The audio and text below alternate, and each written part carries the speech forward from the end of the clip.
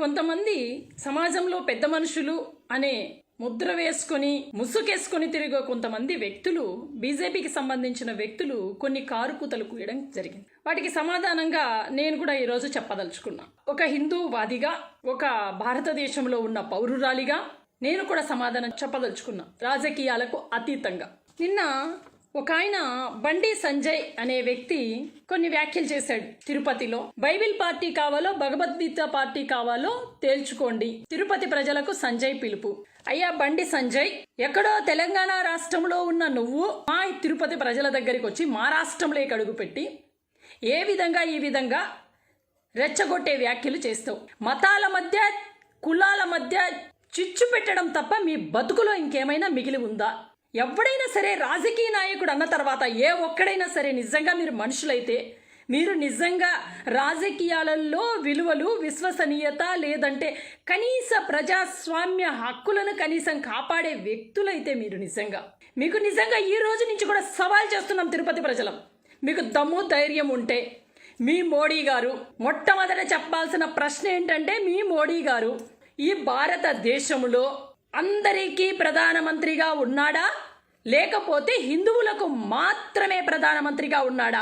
ఆ విషయం ఫస్ట్ మీరు ప్రజలకు క్లారిటీ ఇవ్వండి. హిందువులకు మాత్రమే ప్రధానమంత్రిగా మీ మోడీ గారు ఉన్నారా, లేకపోతే భారతదేశంలో ఉన్న అన్ని కులాలకు, అన్ని మతాలకు ఫస్ట్ బీజేపీ నాయకులైనటువంటి ఎవరైనా సరే మీకు సిగ్గు మానం ఉంటే, మీరు నిజంగా నాయకులైతే, మీరు నిజంగా బీజేపీ పార్టీ నిజమైన నాయకులైతే మీరు ఈ తిరుపతి వేదికగా చేసిన చిల్లర వ్యాఖ్యలకి సమాధానం చెప్పాల్సిన అవసరం, ఈ తిరుపతి ప్రజలకు సమాధానం చెప్పాల్సిన అవసరం ఉంది. మీ మోడీ గారు ఈ భారతదేశంలో అందరికీ ప్రధానమంత్రి, లేకపోతే హిందువులకు మాత్రమే ప్రధానమంత్రి, క్రిస్టియన్స్కు మీ ప్రధానమంత్రి కాదా? మోడీ గారు కాదా ప్రధానమంత్రి? వాళ్ళకు వేరే ప్రధానమంత్రి ఉన్నాడా? ఈ ముస్లింస్కి ఏమైనా వేరే ప్రధానమంత్రి ఉన్నాడా? మోడీ గారు కాదా? ఫస్ట్ తేల్చుకోండి. మీరు నిజంగా మోడీ గారిని ఒక మతానికి మాత్రమే ప్రధానమంత్రిగా ఎవడు ఎన్నుకున్నాడో, ఈ రాష్ట్రంలో కాకుండా ఈ దేశమంతా కూడా ప్రధానమంత్రిగా మోడీ ఉండాలని హిందువులు, క్రిస్టియన్స్, ముస్లిమ్స్ అందరూ కలిపి ఓట్లేసి అందరినీ గెలిపిస్తే ఈరోజు మోడీ ప్రధానమంత్రి అయ్యారన్న విషయాన్ని తెలియని సిగ్గులేని ముండవేదవల్లారా మీరు ఈరోజు తిరుపతికి వచ్చి మీకు బైబిల్ పార్టీ కావాలా, భగవద్గీత పార్టీ కావాలా అంటే, మరి ఇదే ప్రధానమంత్రి స్థానంలో ఉన్నటువంటి మోడీ గారు 2014 ఎన్నికలలో ఇదే తిరుపతి వేదికగా బహిరంగ సభ పెట్టి మా తిరుపతి ప్రజలందరి సాక్షిగా, ఆ తిరుమల శ్రీ కలియుగ ప్రత్యక్ష దైవం శ్రీ వెంకటేశ్వర స్వామి సాక్షిగా ప్రత్యేక హోదా ఈ ఆంధ్ర రాష్ట్రానికి ఇస్తానని ప్రమాణం చేశారు. ఆయన హిందువు కాదా? మరి భగవంతుడి మీద మీ బీజేపీ పార్టీ మాట ఇచ్చి తప్పితే ఆ హిందువులందరూ మిమ్మల్ని చెప్పుతో కొట్టకూడదా? హిందువుల మనోభావాలు ఇక్కడ దెబ్బతినలేదా? వెంకటేశ్వర స్వామి మీద ప్రమాణం చేసిన ప్రమాణాలు చెల్లించకపోతే ప్రతి ఒక్క వెధవ ఇక్కడ కులాలకు, మతాలను తీసుకొచ్చి ప్రజల మీద కులాలు, మతాలు చిచ్చు పెట్టి ఆ చిచ్చులో చలి రాజేసి బట్టలలో చలి కాచుకోవాలని చూస్తే మిమ్మల్ని చెప్పులు తీసుకొని కొడతారు ఆంధ్ర రాష్ట్రంలో ప్రజలు. జాగ్రత్త. మాట్లాడే ముందు నోరు, ఒళ్ళు, మైండ్ అదుపులో పెట్టుకోవాలి. మీరు కేంద్రంలో ఉంటే మీకు అందరూ భయపడి జీ హుజూర్ అని సలాం కొడతారనుకుంటున్నారా? ఈ భారతదేశంలో పౌరులకందరికీ వాక్ స్వాతంత్రం ఉంది, పౌరులందరికీ స్వేచ్ఛ ఉంది. మీ ఇష్టం వచ్చినట్టు మత రాజకీయాలను, కుల రాజకీయాలను రెచ్చగొట్టి మీరేదో తానా అంటే తందానా అనే వాళ్ళు ఉన్నారనుకుంటున్నారేమో. మీ మోడీ గారు ఈ ఆంధ్రప్రదేశ్ కి ప్రత్యేక హోదా ఇస్తానని కలియుగ ప్రత్యక్ష దైవం వెంకటేశ్వర స్వామి సాక్షిగా 15 సంవత్సరాలు ఇస్తానన్నాడు. ఆ హామీ ఏమైంది? ఆ దైవ ప్రమాణం ఏమైంది?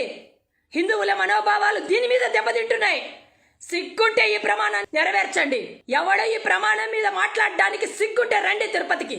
మీకు సిగ్గుంటే ఈ తిరుపతి వేదికగా ఇప్పుడు 6.5 సంవత్సరం 7 సంవత్సరాల నుంచి మీరే అధికారంలో ఉన్నారు కదా కేంద్రంలో. హిందువుల మనోభావాలను దెబ్బ కొట్టిన ఏకైక పార్టీ బీజేపీ.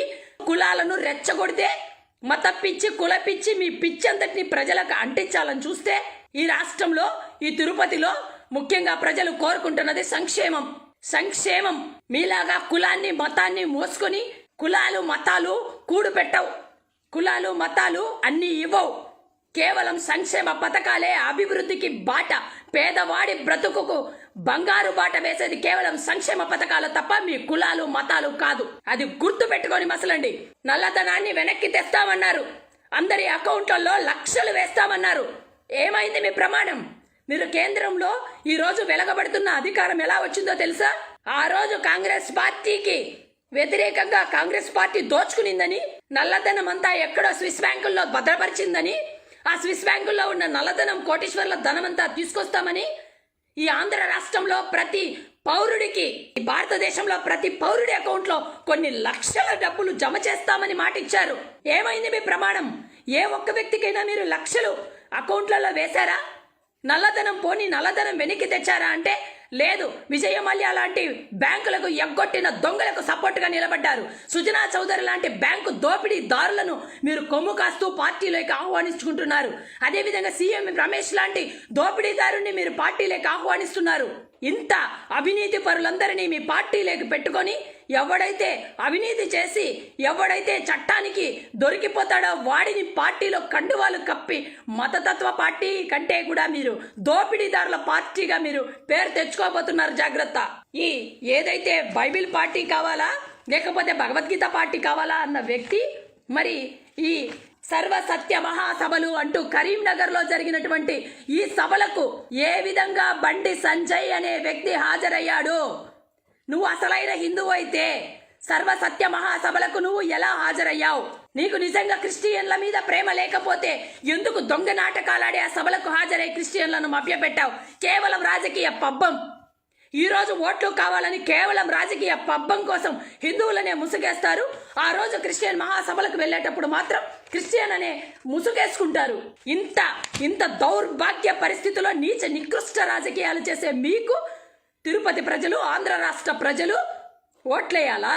ఇంకొక అతను చెప్తాడు, యేసుక్రీస్తుకు శ్రీకృష్ణుడికి మధ్య పోటీ అంట. సునీల్ దేవకర్ అంట. కేంద్రంలో ఇలాంటి నీచ నికృష్టులందరినీ మోదీ గారు ఎలా పెట్టుకున్నారో, వీళ్ళకి ఎవరు డైరెక్షన్ ఇస్తున్నారో, ఎందుకు ఇలా ఈ ఆంధ్ర రాష్ట్ర ప్రజలను రెచ్చగొట్టి కులాల మధ్య మతాల మధ్య చిచ్చు పెట్టే విధంగా మోదీ గారి డైరెక్షన్ లో జరుగుతోందా అన్న ఆలోచన ప్రతి ఒక్కరికి కలుగుతోంది. మోదీ గారు, మీరు రాష్ట్ర ప్రజలందరికీ కూడా, ఈ దేశ ప్రజలందరికీ కూడా, కులాలకు మతాలు అందరూ కలిసి మిమ్మల్ని ప్రధానమంత్రిగా ఎన్నుకున్నారు. ఈ రోజు కేవలం ఒక కులము ఒక మతానికే మీరు పరిమితం కావాలంటే కేంద్రంలో ఉన్న మీరు లేదు మేము హిందుత్వం మాత్రమే అని చెప్పి నెక్స్ట్ వచ్చే ఎన్నికలలో మీరు హిందూ వాదాన్ని మీరు తెరపైకి తీసుకుని వెళ్ళండి. హిందువుల ఓట్లు మాత్రమే వేయండి, ముస్లిం క్రిస్టియన్లు మాకు వేయగాకండి అనేది మీ మేనిఫెస్టోలో పెట్టండి. సిగ్గుంటే ఆ పని చేయండి. మీరు పొరపాటున మీ బీజేపీ, పొరపాటున కాదు 100% బీజేపీ పార్టీ తిరుపతిలో ఓడిపోబోతోంది. అడ్రస్ కూడా లేకుండా పోతుంది. అంటే మీరు కృష్ణుని ప్రజల్లో, సమాజంలో కృష్ణుని ఓటమికి గురి చేసే విధంగా మీ వ్యూహాలు ఉండబోతున్నాయా? ఇదేనా మీ హిందుత్వము?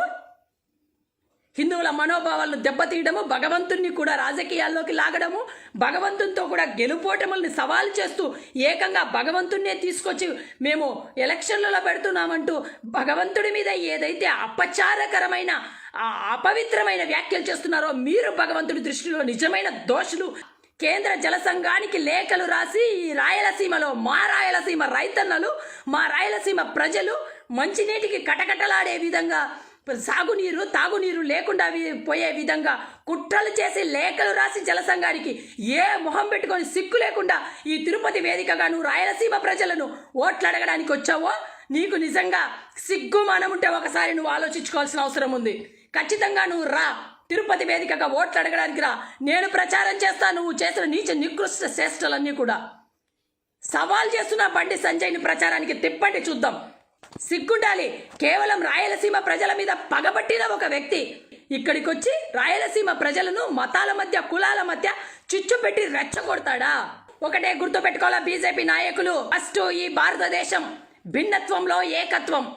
కులాలకు, మతాలకు, ప్రాంతాలకు, వర్గాలకు అతీతంగా ప్రజలందరూ కలసి మెలసి సామరస్యంతో ఎంతో ఏకత్వాన్ని కలిగి ఉంటారు అని చరిత్రలు చెప్తున్నాయి భారతదేశం గురించి.